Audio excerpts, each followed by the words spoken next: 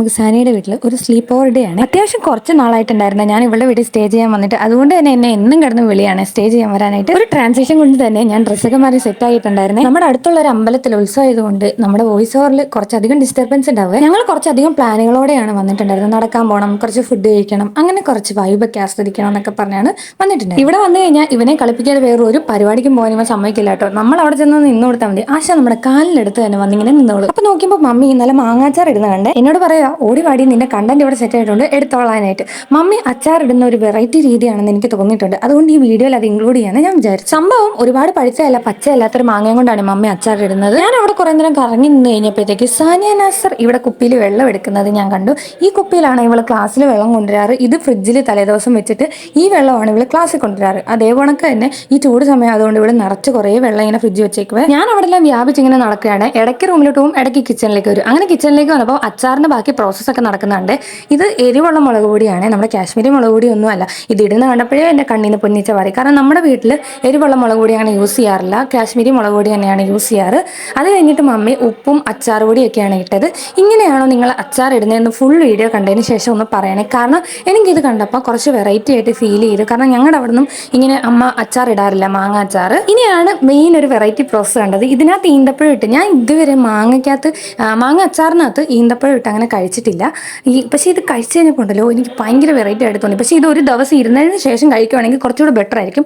കാരണം ഇന്ന് തന്നെ കഴിച്ചത് കൊണ്ട് എനിക്ക് ഭയങ്കര ഒരു എരിവ് ഫീൽ ചെയ്തു. അത് കഴിഞ്ഞിട്ട് മമ്മി ആവശ്യത്തിനുള്ള വിനാഗിരി യൂസ് ചെയ്തിട്ടുണ്ടായിരുന്നേ. അപ്പോൾ അച്ചാർ ഇടുന്ന പ്രോസസ്സ്, ഇങ്ങനത്തെ ഒരു വെറൈറ്റി അച്ചാർ ഇടുന്ന പ്രോസസ്സ് ഞാൻ ആദ്യമായിട്ടാണ് കാണുന്നത്. ഇത് വീഡിയോയിൽ ഇൻക്ലൂഡ് ചെയ്യാൻ പറ്റിയതുകൊണ്ട് ഞാൻ ഭയങ്കര ഹാപ്പിയാണ്. പിന്നെ ഇതിൻ്റെ റെസിപ്പി നിങ്ങൾക്ക് വേണമെന്നുണ്ടെങ്കിൽ ചോദിച്ചാൽ മതി കേട്ടോ. മമ്മി അത് കഴിഞ്ഞപ്പോൾ മമ്മി തന്നെ ഉണ്ടാക്കിയൊരു മാംഗോയുടെ പൾപ്പ് എനിക്ക് തന്നു. ഇത് പിന്നീട് ജ്യൂസ് അടിക്കാനൊക്കെയാണ് മമ്മി പറഞ്ഞത്. പക്ഷെ സത്യം പറഞ്ഞാൽ ഇതൊരു ലൈഫ് സേവിങ് സാധനം തന്നെയായിരുന്നു. കാരണം ഞാൻ അച്ചാർ തിന്നതിന് ശേഷം ഭയങ്കര എരിവായിരുന്നതുകൊണ്ട് ഞാൻ ഇത് പിന്നെ എടുത്ത് കഴിച്ചിട്ടുണ്ടായിരുന്നു.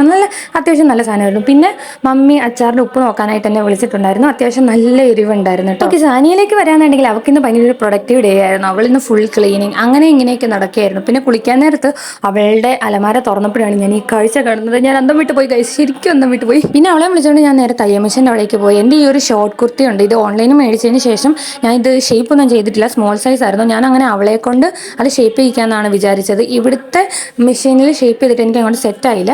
അപ്പോൾ ഈ ടൂൾസ് ഒക്കെ നിങ്ങൾക്ക് എന്തായാലും തയ്ക്കുന്നവർക്കാണെങ്കിൽ എന്തായാലും ഇതൊക്കെ അറിയായിരിക്കും അല്ലേ. അങ്ങനെ വളരെ നാളുകൾക്ക് ശേഷമാണ് ഞാനിങ്ങനെ മുളകൊക്കെ ഉണക്കാൻ ഇട്ടേക്കുന്നതൊക്കെ കാണുന്നത്. ഇവിടെ മമ്മി ഇട്ടതാണ്. താനെയാണെങ്കിൽ അവൾ വണ്ണം വെച്ചെന്നും പറഞ്ഞ് അവളുടെ ഡ്രസ്സെല്ലാം അവൾ അഴിച്ചു വിടുകയാണ് കേട്ടോ. എന്നിട്ട് അഴിച്ചു വിട്ടിട്ട് പിന്നെയും തയ്ക്കും. ഇതിൽ നിന്ന് എന്ത് സന്തോഷം അവൾക്ക് കിട്ടുന്നതെന്ന് എനിക്കറിയില്ല.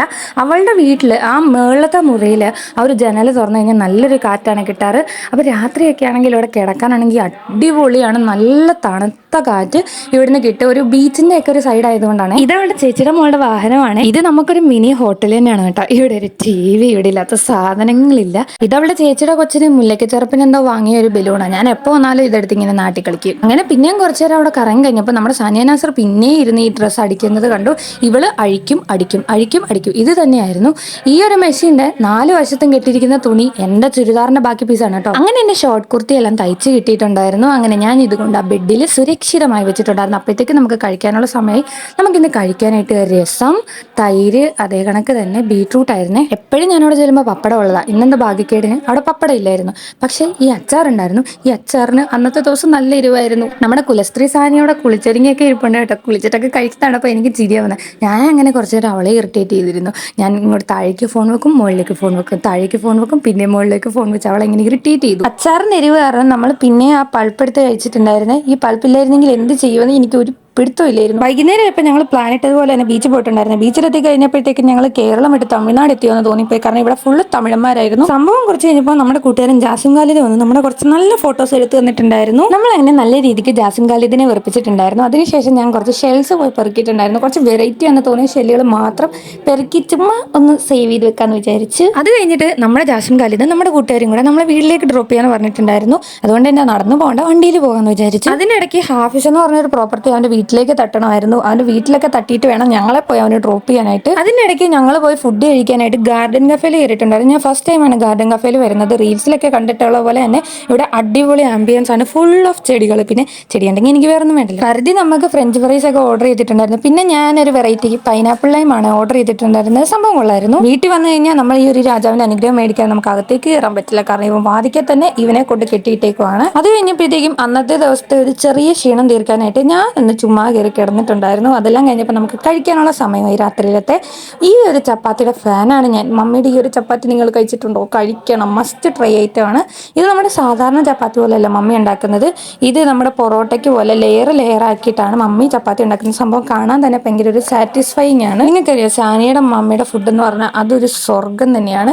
ഈ ഒരു ചപ്പാത്തി ഉണ്ടാക്കുന്നത് ഞാൻ ആദ്യമായിട്ടാണ് കാണുന്നത്. പക്ഷെ സംഭവം ഞാൻ കഴിച്ചിട്ടൊക്കെ ഉണ്ട് ഇതിനു മുമ്പേ. ഇവളെപ്പോഴും പലഹാരമാണ് ഉച്ചയ്ക്ക് ക്ലാസ്സിൽ കൊണ്ടുവരാറ്. സാനിയുടെ മമ്മിക്ക് ഒരു നിർബന്ധമുണ്ട്, കാരണം ഫുഡ് നമ്മൾ ഉണ്ടാക്കുമ്പോൾ തന്നെ ചൂടോടെ കഴിച്ചിരിക്കണം. എപ്പോഴും നമുക്ക് രാവിലത്തെ ആണെങ്കിലും ഉച്ചക്കത്തെ ആണെങ്കിലും വൈകിട്ടത്തെ ആണെങ്കിലും ഫുഡ് ചൂടോടെ തന്നെയാണ് മമ്മി ഉണ്ടാക്കി നമുക്ക് തരാറ്. ഈ ചപ്പാത്തി അടിക്കുന്ന കണ്ടിട്ട് നിങ്ങൾക്ക് വെറൈറ്റി ആയിട്ട് തോന്നിയ പൊറോട്ട പോലെ തന്നെ കണ്ട ഇതേ കണക്ക് നമുക്ക് ലൈവായിട്ട് ഉണ്ടാക്കി തന്നെ നമ്മൾ ചൂടോടെ കഴിക്കാറാണ് പതിവ്. എനിക്ക് ചപ്പാത്തിയുടെ കൂട്ടത്തിൽ കടലക്കറി ഉണ്ടായിരുന്നു. അങ്ങനെ അതും മേടിച്ചുകൊണ്ട് ഞാൻ പോയി ആ ടേബിളിൽ ഇരുന്നു. അതൊക്കെ കഴിഞ്ഞപ്പോഴത്തേക്കും അവിടെ കുറച്ച് ഫ്ലേവർ ഇരിക്കുന്ന കണ്ടു. അപ്പോൾ എനിക്കൊരു മോഹ റോസ് മിൽക്ക് കുടിക്കണമെന്ന്. സംഭവം അവിടെ പാലൊക്കെ ഉണ്ടായിരുന്നു. അവൾ കസ്കസൊക്കെ വെള്ളത്തിലിട്ടു. അവിടെ എല്ലാവർക്കും പല പല ഫ്ലേവർ ആയിരുന്നു. അവർ ബദാം മിൽക്കാണ് കുടിച്ചത്, ഞാൻ റോസ് മിൽക്കും. ഞാനിട്ട ഫ്ലേവർ കുറച്ച് കൂടിപ്പോയോ എന്ന് എനിക്കൊരു ഡൗട്ട് ഉണ്ടായിരുന്നു. പക്ഷേ അത് കുടിച്ച് കഴിഞ്ഞപ്പോൾ അത് സെറ്റായിരുന്നു. ഫ്ലേവറിനൊന്നും ഒരു കുഴപ്പമില്ലായിരുന്നു. മധുരം എല്ലാം സെറ്റായിരുന്നു. ഫുഡൊക്കെ ഉണ്ടാക്കി കഴിഞ്ഞിട്ട് ഇങ്ങനെ എന്തെങ്കിലുമൊക്കെ ഉണ്ടാക്കി കുടിക്കുന്നത് എനിക്ക് ഭയങ്കര ഇഷ്ടമാണ്. പ്രത്യേകിച്ച് സാനയുടെ വീട്ടിൽ നിൽക്കുമ്പോൾ എന്തെങ്കിലുമൊക്കെ ഞങ്ങളിങ്ങനെ ഉണ്ടാക്കാറുണ്ട്. ഒരു വട്ടം രാത്രി ഞങ്ങൾ പാതിരാത്രി എഴുന്നേറ്റ് ഞങ്ങൾ ബ്രെഡും കൊണ്ട് ഒരു വെറൈറ്റി സാധനം ഉണ്ടാക്കി കഴിച്ചത് ഞാൻ ഇപ്പോഴും ഓർക്കുന്നുണ്ട്. അതെല്ലാം കഴിഞ്ഞ് കുറച്ച് നേരം വിശ്രമിക്കാനായിട്ട് ഞാനാണെങ്കിൽ റൂമിൽ പോയി ഒന്ന് ഇരുന്നിട്ടുണ്ടായിരുന്നു. നിങ്ങൾക്ക് ഇഷ്ടമാണ് ഇങ്ങനെ ഒരു ഡാർക്ക് റൂമിൽ ഫാനൊക്കെ കൂട്ടിയിട്ടിട്ട് ഇങ്ങനെ കിടക്കാനായിട്ട്? അത് കഴിഞ്ഞിട്ട് ഫർദി നമുക്ക് എന്ന ബാഷ്പിക തുളസിയും തേച്ചിട്ട് ഞങ്ങൾ അങ്ങ് കിടന്നുറങ്ങി. ഇതിന്റെ സെക്കൻഡ് പാർട്ട് നിങ്ങൾ മസ്റ്റ് കാണണം. അപ്പോൾ ബൈ.